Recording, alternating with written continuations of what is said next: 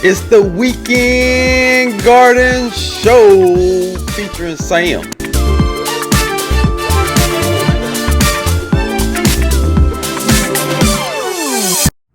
Welcome back to the Weekend Garden Show, Soil Soldiers. How's everybody doing today? I just want to say thank you all so much for voting on the community tab that I posted earlier this week to let me know what you would like to see in an upcoming episode.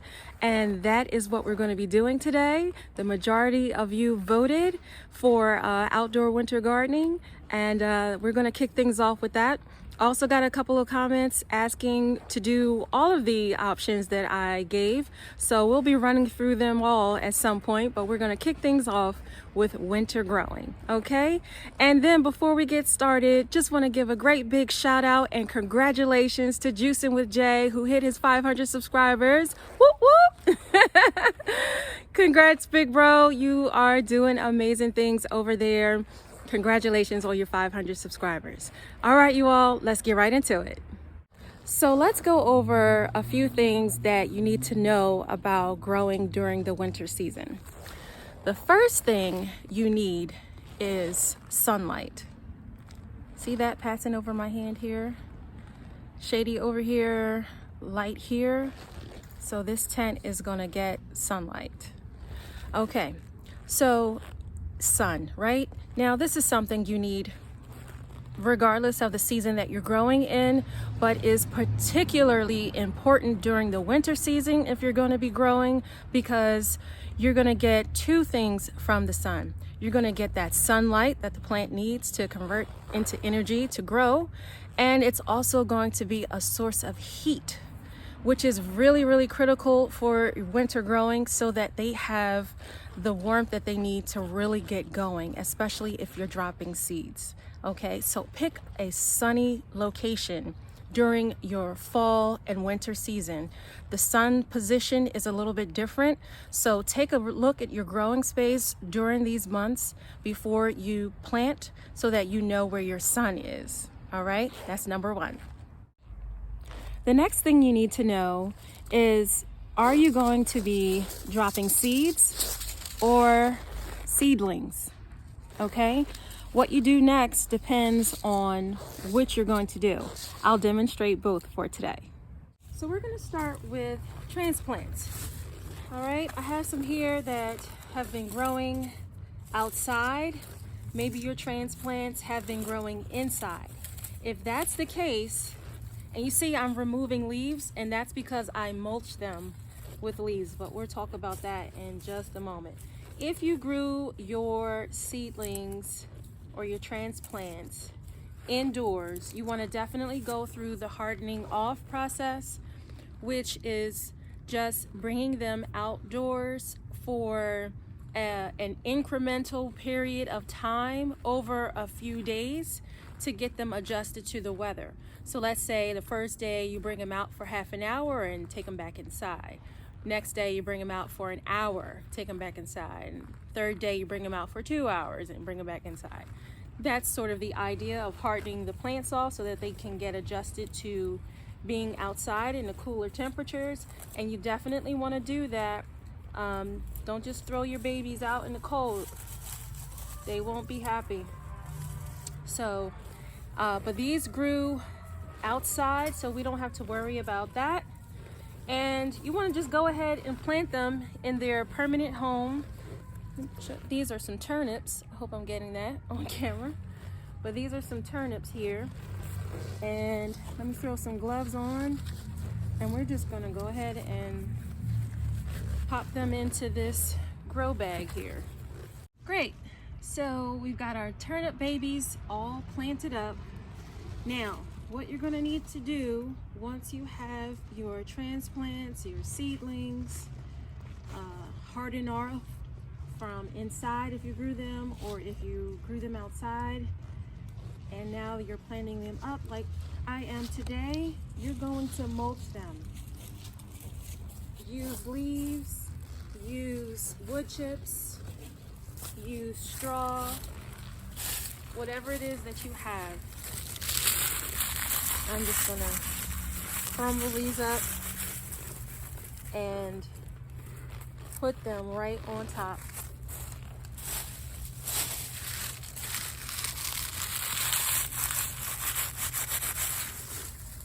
Now, why are we doing this? We are doing this to insulate them from the cold, okay? And you also want to do yourself a favor and put seedlings and transplants out that are cold hardy. You know, I don't know. I mean, I guess depending on your grow zone. If you're in a northern grow zone where you get a substantially cold winter with snow and ice and things like that we get here in zone 7, you don't want to be having your pepper and tomato babies out here. You want to pick something that's in the brassica family. Cabbage, kale, these turnips, believe it or not, are also in the brassica family. You can also do alliums like garlic, onion, leeks, green onions. All of those would work really, really well. You could do spinach. Spinach is also cold hardy. All right, so you want to pick cold hardy varieties so that you have a better chance, a better outcome. And as these leaves break down, you know, they will feed the soil as well. So it's a win-win here. You get to keep your plants snugly and well fed. All right, and now to finish this off, we're just gonna water it in with some liquid fertilizer, put them in a sunny spot, and they are good to go. So if you're going to be dropping seeds in the winter, which we're also going to do, I recommend getting a container similar to this. Some of you may have been fortunate enough to find these at your local Dollar Tree this past season. They were all sold out and I didn't get any, so I had to get these on Amazon. But it is a 3-piece set. You get these 12 cell trays, okay? Drainage holes are in them. You get a tray that those cells sit in. This is also great to bottom water your seedlings so that you don't have to worry about other issues that can arise with germinating seeds, like damping off. And it also helps with like control of like fungus gnats if you bottom water. So that sits right inside, okay? And then it comes with a clear top. Now, this section here where those 4 holes are, that is to allow you to control, and here's what they look like. That is there to allow you to control the humidity. When you are germinating seeds in the winter, once you get them in the soil, again, you need that sun. You want to put them in a sunny area, and you need a clear dome or top to go over it. Do not skip this step if you are trying to germinate seeds. What's going to happen is this is going to help you to trap that heat from the sun, okay? When you first water them in, you can even water them in with warm water, not like boiling hot, but you know, warm to hot water to kind of get that soil warmed up.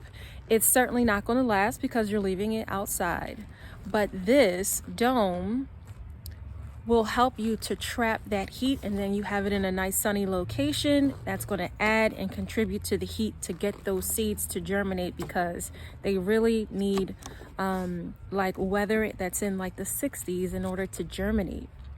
This is going to help you trap that heat in so that your seeds will sprout. So please do not skip this step. You don't even have to go and get these trays. If you don't have these trays, you could do something really simple by using a clear tote and turning it upside down. So if you have a raised bed area, or if you're growing in the ground, drop your seeds in the dirt or in your raised bed. take an empty plastic tote that's clear, turn it upside down and cover your seeds, and that will help to trap that heat in and get your seeds to germinate. Okay, you're going to see that it's working because you'll start to accumulate condensation on the lid, on the inside. You'll see it gets cloudy, and then you'll see water droplets forming on your clear lid, and that's how you know you have humidity inside, which is great because it's warmer inside, which is what you want, and it's kind of self-watering because that condensation will drip down and water your plant. So another win-win. All right, so that's the kind of setup you want for growing seedlings during the winter. And here you have it. Now, again, you're going to place this in a sunny location and just be patient with it. And you'll have seedlings ready to go. This is a great way to get a head start on your spring garden because you'll already have seedlings that you can use. You can also do this inside if you'd like to do this inside, but you can certainly leave it outside. And just make sure to water it. You can take your top off, put your water in the tray here, let it absorb from the bottom, and you're all ready to go. So let's recap, okay? These are the key points to growing during the winter season. 1, choose a sunny location. Double check where your sun is during your fall and winter season. I promise you it has changed from your spring and summer season.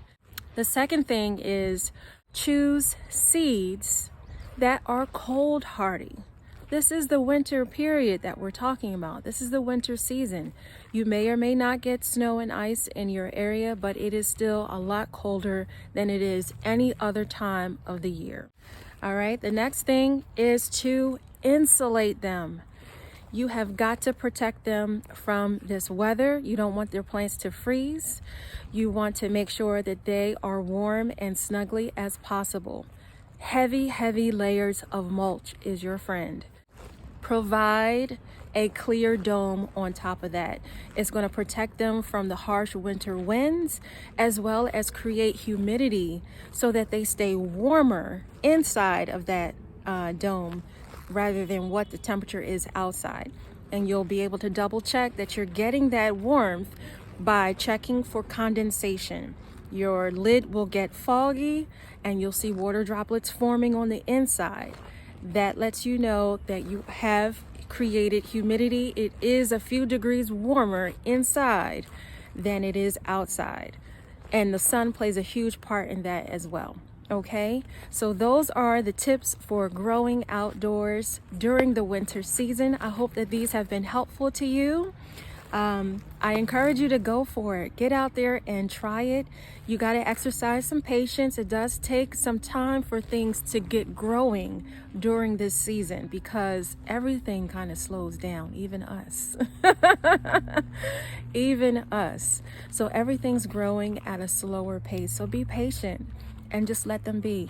So again, I hope this was helpful to you. Thank you all so much for watching. And if you had a good time, and I sure hope that you did, please hit that like and subscribe button. And I will see you all next time on the Weekend Garden Show.